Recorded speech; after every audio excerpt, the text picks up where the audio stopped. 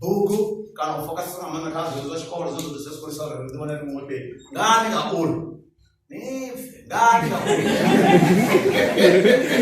alo dana problem so addition na ne kamse chomo jana zo domo zo chite na topic ya mara zo kene la topic nti ina vone ina siza na ka muzumona mumwe hapa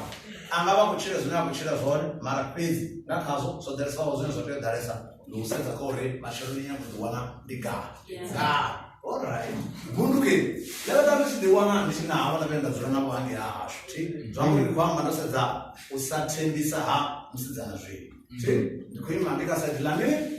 zawathuka na tizino bewa ngibona ngale zwithe tanganisiwa bukuna uba ngokolo special manje sitanga good sinokaba kabangangi into lisoma ngofama ngo ndikawule cheke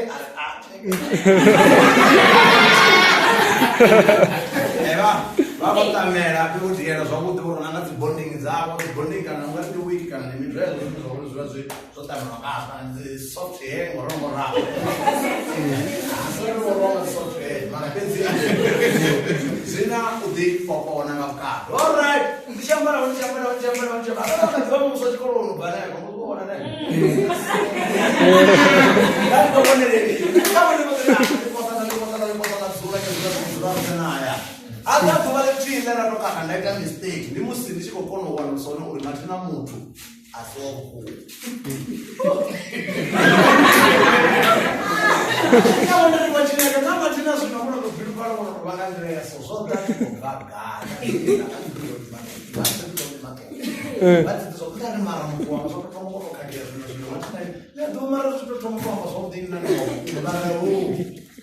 Bakon ndani waamini ndani kuna ngore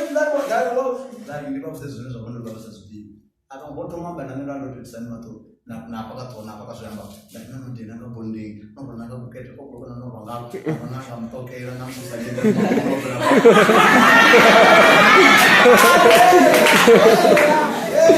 ela abamzebo hanepo ubvakazve vari nando ndianga zvizvo zva bonding ndihone ndakasumedza nobona tuwa kukuma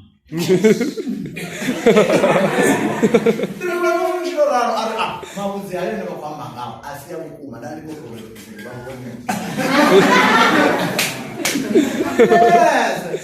yes ndakamusumana zori matina arali kuchira usongo vana uthembesa muthu arali asina zvimwe zwithu zvine zvava zvine zvadosia sikuniita uri ngalimwe la machero ndiwane muini munhu ane akudhibusa ane akudhibveledza nakudisa phaa ndi bhuku pedzi dzine zvakakona kupedzeka ine zvina zvivara ndizvina ndoona zvona zvina ngokonopedza mara yezva bonding ukonononopi kaniwana retinga ndikomdiva marisa ndei fanaka izvo matina urolingorori my love